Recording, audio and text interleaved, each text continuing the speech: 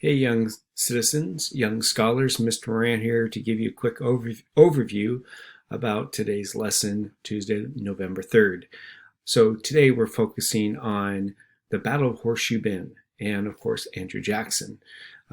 A thing to remember about the Battle of Horseshoe Bend, it takes place during the War of 1812, but it doesn't directly deal with the British. It indirectly does.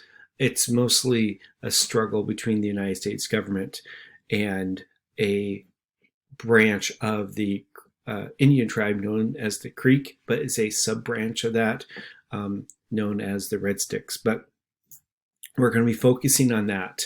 And first, you're going to view a video from the National Park Service that gives you a lot of good background information about the Battle of Horseshoe Bend. And as you watch that, what I would suggest is split your screen up so you have the video going on one side and then the quiz that goes with it, and answer the questions as it goes. Questions are in order.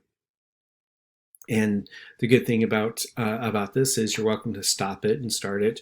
I would suggest you run the closed captions. Sometimes that's helpful, helps some students to have that going, and answer it as you go.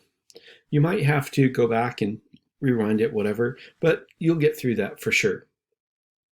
And then after that, there's an article about the Battle of Horseshoe Bend. There's going to be a lot of same information in that.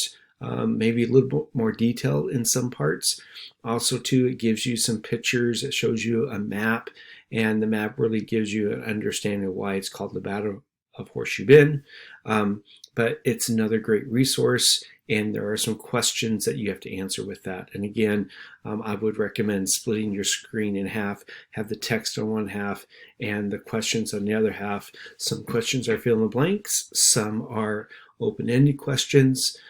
So please make sure you answer those open-ended questions in detail, especially, excuse me, the last one where I'm looking for your opinion and then back it up with the reasoning why you feel like that. So good luck with that. And if you have any questions, as always, feel free to shoot me an email or swing on by the office hours. Thanks, and I'll see you around, Wildcats.